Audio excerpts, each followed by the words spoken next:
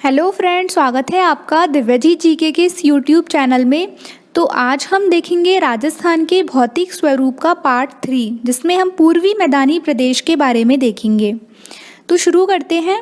कौन सा नदी बेसिन राजस्थान के पूर्वी मैदानी प्रदेश का भाग नहीं है? तो इसका आंसर आ जाएगा लूनी बेसिन। हम जानते हैं राजस्थान तेथिस सागर और गोंडवाना लैंड का अवशेष माना जाता है और राजस्थान को अध्ययन की दृष्टि से हम 4 भौतिक प्रदेशों में बांट सकते हैं: पश्चिमी मरुस्थलीय प्रदेश, अरावली पर्वतीय प्रदेश, पूर्वी मैदानी प्रदेश और दक्षिणी पूर्वी पठारी प्रदेश।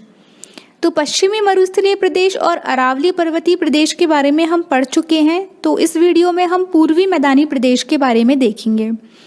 तो राजस्थान का पूर्वी मैदानी प्रदेश और पश्चिमी मरुस्थलीय प्रदेश तेथिस सागर का अवशेष माना जाता है और हाड़ौती का पठार या दक्षिणी पूर्वी पठारी प्रदेश और अरावली पर्वतीय प्रदेश गोंडवाना लैंड के अवशेष माने जाते हैं।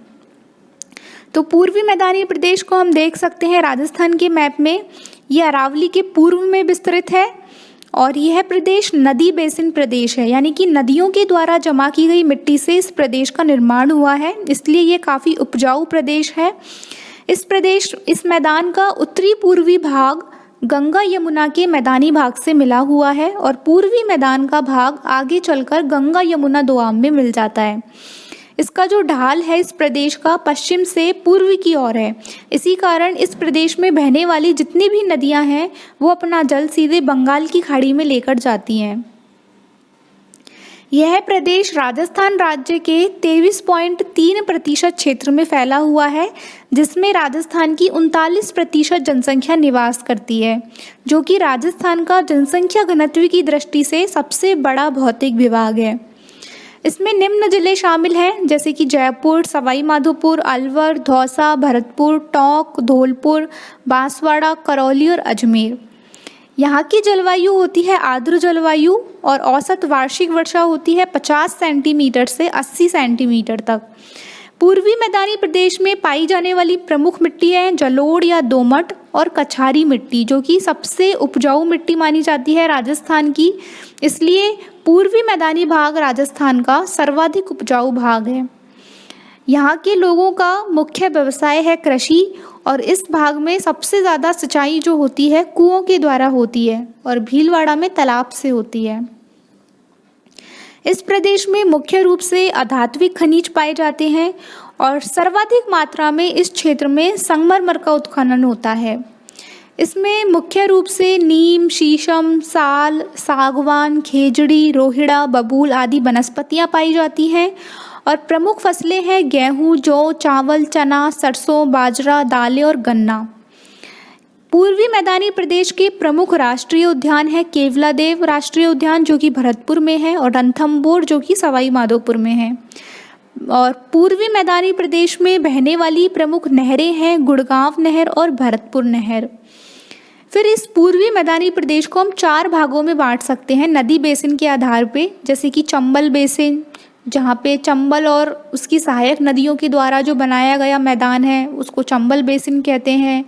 फिर है माही बेसिन, बनास बेसिन और बाणगंगा बेसिन। तो इनके बारे में हम आगे देखेंगे। तो राजस्थान में मालपुरा करौली का मैदान किस नदी बेसिन का भाग है? तो इसका आंसर है ये है बनास बेसिन पे। तो इनके बारे में देखते हैं कि हम जानते हैं पूर्वी मैदानी प्रदेश को 4 प्रमुख उपप्रदेश में हम बांट सकते हैं: चंबल बेसिन, माही बेसिन, बनास बेसिन और बाणगंगा बेसिन। तो चंबल नदी बेसिन को छोड़कर बाकी पूरा क्षेत्र मैदानी प्रदेश है, यानी कि चंबल बेसिन में जगह जगह स्थलाकृतियाँ पाई जाती हैं, मिट्टी का कटाव ज़्यादा होता है, इसलिए ये क्षेत्र थोड़ा ऊबड़ खाबड़ है। यहाँ पे कई जगहों पर बीहड़ पाए जाते हैं, इसलिए ये अनुपजाऊ क्षेत्र है चंबल बेसिन का और ऊबड़ खाबड़ क्षेत्र है। तो चंबल बेसिन के बारे में पढ़ते हैं। हम जानते हैं राजस्थान में चंबल नदी 6 जिलों में बहती है। 6 जिले हैं चित्तौड़गढ़, कोटा, बूंदी, सवाई माधोपुर, करौली और धौलपुर। और चंबल बेसिन क्या होता है? चंबल बेसिन चंबल और इसकी सहायक नदी के द्वारा जो मैदान का निर्माण किया जाता है, एक विस्तृत जो मैदान बनाया जाता है चंबल और इसकी सहायक नदियों के द्वारा, उसको हम बोलते हैं चंबल बेसिन। इसका ढाल है दक्षिण से उत्तर की ओर और ये निम्न जिलों में आता है। चंबल बेसिन कौन कौन से ज़िले हैं? बारां, भीलवाड़ा, बूंदी, धौलपुर, चित्तौड़गढ़, झालावाड़, कोटा, करौली, सवाई माधोपुर, टोंक और प्रतापगढ़। और चंबल की सहायक नदियां हैं मेज नदी, कुराल नदी, परवन, बनास, पार्वती, काली सिंध, ये सारी इसकी चंबल की सहायक नदियां हैं। तो पूर्वी मैदानी प्रदेश के चंबल बेसिन में डांग, बीहड़ जैसी कई स्थलाकृतियाँ पाई जाती हैं, यानी कि चंबल नदी से मिट्टी का कटाव बहुत ज़्यादा होता है क्योंकि इसका ढलान बहुत ज़्यादा है। तो इसलिए यहाँ पे जगह जगहों पर बीहड़, डांग जैसी स्थलाकृतियाँ बन जाती हैं, ऊबड़ खाबड़ क्षेत्र बन जाता है। तो इन्हीं को हम डांग या बीहड़ बोल देते हैं। तो डांग क्षेत्र क्या होता है? चंबल नदी के द्वारा बनाए जाने वाले ऊबड़ खाबड़ क्षेत्र जो कि अनुपजाऊ है, गहरे गहरे गड्ढे हैं, कृषि के लिए अयोग्य भूमि या घाटियों को डांग क्षेत्र या उत्खात स्थलाकृति कहते हैं। तो भारत में सर्वाधिक उत्खात स्थलाकृति चंबल नदी में मिलती हैं और राजस्थान में डांग की रानी करौली जिले को कहते हैं क्योंकि इसका सर्वाधिक विस्तार राज्य के करौली जिले में पाया जाता है। बीहड़ नदियों के प्रवाह से मिट्टी का कटाव होने से बनी मिट्टी की कटी फटी गहरी घाटियों को बीहड़ कहा जाता है और ये भी कृषि के लिए अनुपजाऊ होते हैं। इसका सर्वाधिक विस्तार सवाई माधोपुर जिले में है और बीहड़ को डाकुओं की शरण स्थली भी कहा जाता है। यहाँ पे सर्वाधिक मात्रा में डाकू पाए जाते हैं। खादर भी यही है, चंबल नदी के द्वारा निर्मित 5 से 80 मीटर के गहरे गड्ढों को स्थानीय भाषा में खादर कहते हैं। तो राजस्थान में कंदरा की समस्या क्या है, ये हम चित्र में देख सकते हैं। बीहड़ कुछ इस तरीके से दिखाई देते हैं, ऊबड़ खाबड़ मिट्टी के घाटियाँ हैं। तो राजस्थान में सर्वाधिक मिट्टी का कटाव या अपरदन करने वाली नदी है चंबल नदी। तो चंबल नदी के द्वारा सबसे ज़्यादा मिट्टी का कटाव करने के कारण चंबल बेसिन क्षेत्रों में गहरी गहरी घाटियाँ वाले अनुपजाऊ क्षेत्र बन जाते हैं, जिसके कारण कृषि करने में समस्या आती है और इसी समस्या को कंदरा की समस्या कहते हैं। भारत की बात करें तो चंबल नदी भारत के कुल 3 राज्यों में बहने वाली 12मासी नदी है, यानी कि ये 12 महीने बहती है और ये 3 राज्य हैं मध्य प्रदेश, राजस्थान और उत्तर प्रदेश। यानी चंबल नदी का उद्गम मध्य प्रदेश से होता है। मध्य प्रदेश के इंदौर जिले के महू के निकट जना पाव पहाड़ी से इसका उद्गम होता है। फिर ये मध्य प्रदेश में बहती हुई राजस्थान और उत्तर प्रदेश में बहती हुई उत्तर प्रदेश में अंत में यमुना नदी में मिल जाती है और फिर अंत में जाके बंगाल की खाड़ी में गिर जाती है। और राजस्थान में इसका प्रवेश होता है चित्तौड़गढ़ जिले के चौरासीगढ़ से। चंबल नदी के प्रमुख उपनाम हैं, जैसे कि इसको राजस्थान की कामधेनु, 12मासी नदी बोलते हैं, चौवर्णवती नदी बोलते हैं, नित्यवाही नदी भी बोलते हैं। चंबल नदी राजस्थान की बहाव क्षेत्र की दृष्टि से सबसे लंबी नदी है। इसकी कुल लंबाई है 1051 किलोमीटर, जो कि मध्य प्रदेश में है 320 किलोमीटर और राजस्थान में है 322 किलोमीटर और बाकी की उत्तर प्रदेश में बहती है। चंबल नदी पर कुल 4 बांध बने हुए हैं, जिसमें से 3 बांध हैं जो कि 100 किलोमीटर के दायरे में बने हुए हैं राजस्थान में। और ये 3 बांध हैं राणा प्रताप सागर बांध, जवाहर सागर बांध और कोटा बैराज बांध। एक बांध मध्य प्रदेश में है जो कि है गांधी सागर बांध। तो इस प्रकार इस क्षेत्र में मुख्य रूप से 4 बांध बने हुए हैं। राजस्थान का जो सबसे बड़ा जलप्रपात है चूलिया जलप्रपात, ये चंबल नदी पर बना हुआ है। चंबल नदी पर चित्तौड़गढ़ जिले के भैंसरोड़गढ़ नामक स्थान पर बना हुआ है और ये 18 मीटर ऊंचा है। सावन भादो सिंचाई परियोजना कोटा जिले में चंबल नदी पर स्थित है। एलिनिया सिंचाई परियोजना चंबल नदी के किनारे स्थित है। और रामेश्वर घाट त्रिवेणी संगम पर बनास, चंबल और सीप नदियां आकर मिलती हैं और ये त्रिवेणी संगम बनाती हैं। चंबल नदी घाटी परियोजना से ऊर्जा का उत्पादन भी किया जाता है, जो कि राजस्थान और मध्य प्रदेश की संयुक्त परियोजना है। दूसरा बेसिन है पूर्वी मैदानी प्रदेश का माही बेसिन या छप्पन का मैदान या छप्पन बेसिन भी बोलते हैं। तो यह बेसिन माही और उसकी सहायक नदियों के द्वारा निर्मित है। यह राजस्थान के प्रतापगढ़, बांसवाड़ा और डूंगरपुर जिलों में माही नदी बहती है, जो कि यह क्षेत्र है असमतल या सर्वत्र छोटी छोटी पहाड़ियों से युक्त कटा-फटा होने के कारण स्थानीय भाषा में इसको बांगड़ के नाम से भी पुकारा जाता है। यानी प्रतापगढ़, बांसवाड़ा और डूंगरपुर को संयुक्त रूप से प्राचीन नाम इनका बांगड़ भी है। और इन्हीं जिलों में माही नदी के बहाव क्षेत्र को या और उसकी सहायक नदियों के बहाव क्षेत्र को माही बेसिन या छप्पन बेसिन कहते हैं। छप्पन का मैदान क्या है? हम जानते हैं माही नदी जो है राजस्थान के प्रतापगढ़ और बांसवाड़ा जिले के कुल 56 गांवों के समूह में बहती है और इन 56 गांवों में माही नदी बहती है, इसलिए इसे छप्पन का मैदान कहते हैं।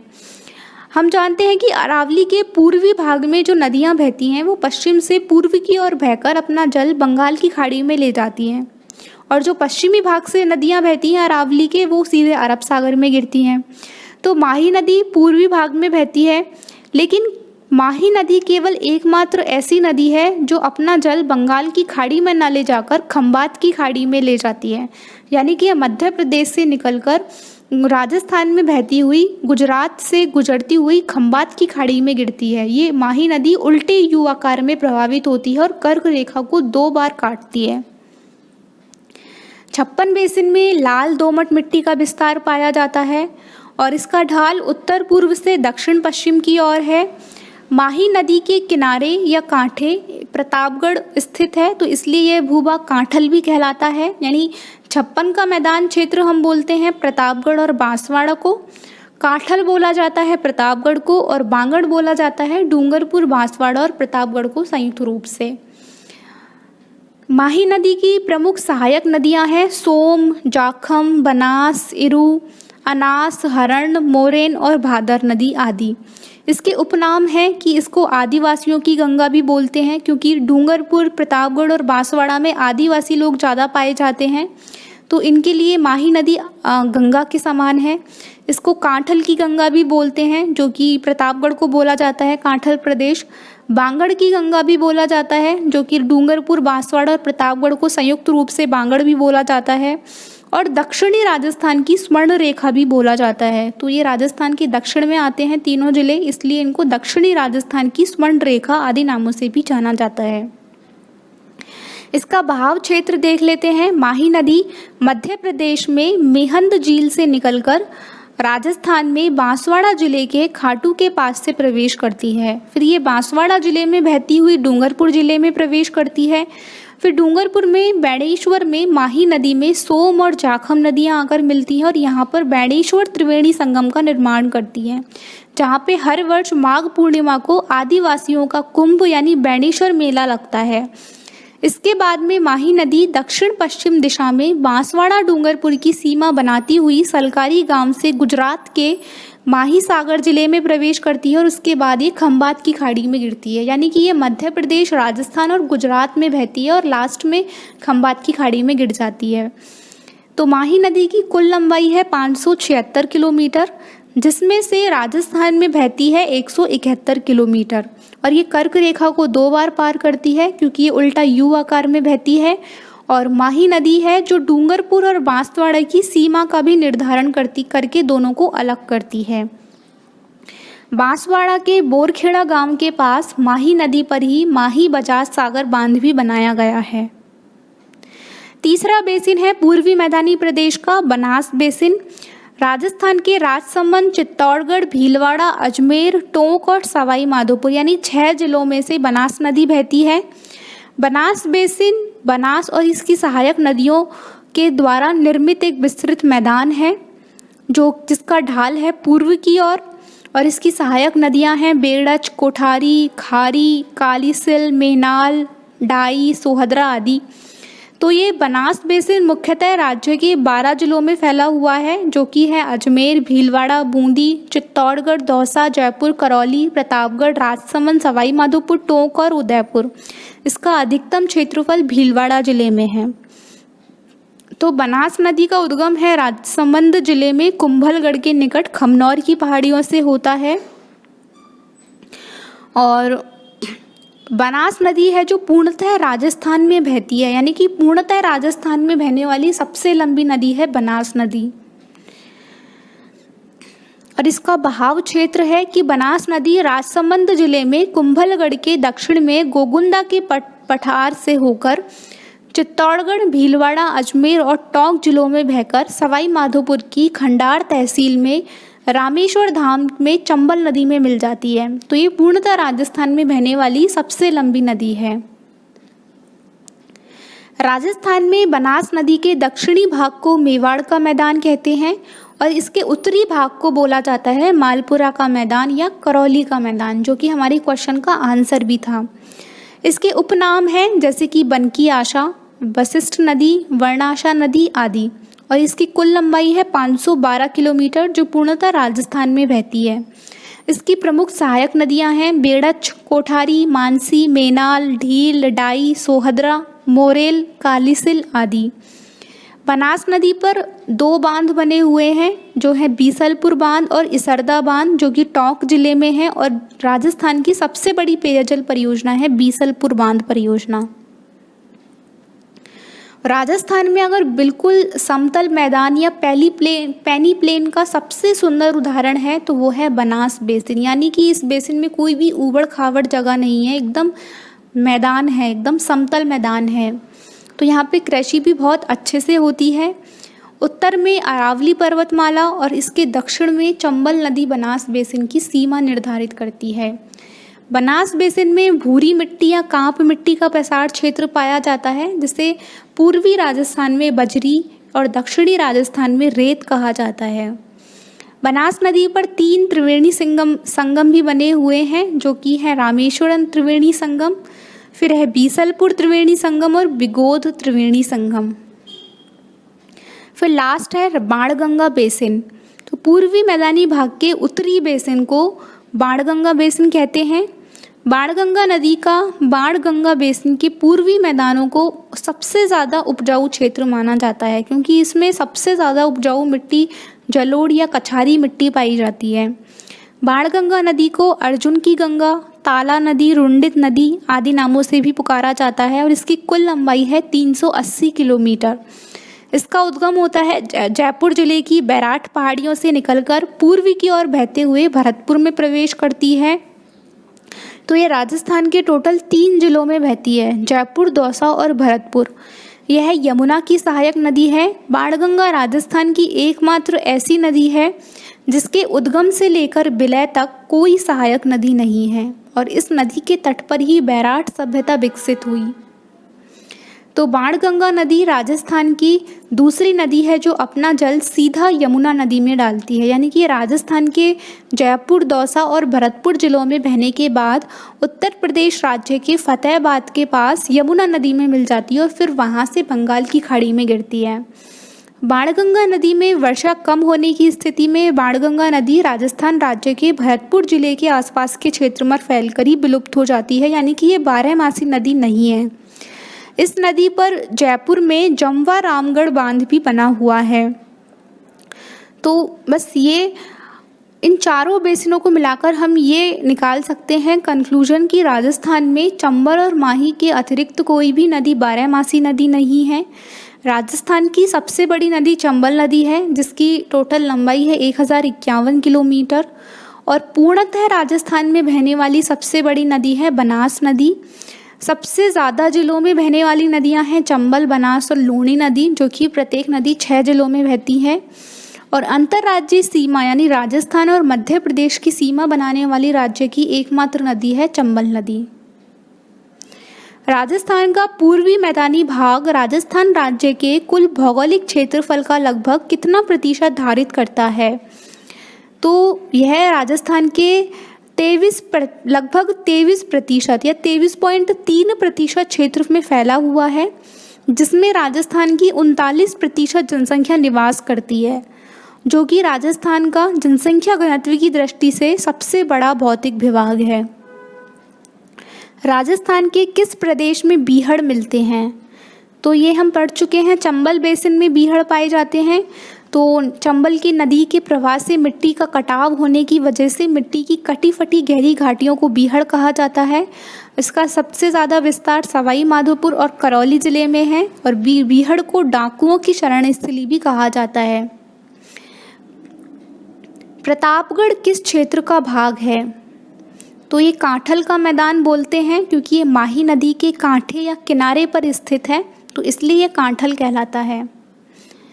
राजस्थान का कौन सा भौतिक प्रदेश खाद्यान्न का कटोरा भी कहा जाता है? तो ये है पूर्वी मैदानी प्रदेश, क्योंकि ये सबसे ज़्यादा उपजाऊ प्रदेश है, इसलिए ये कृषि के लिए सबसे ज़्यादा योग्य भौतिक विभाग है, इसलिए इसको खाद्यान्न का कटोरा भी कहा जाता है।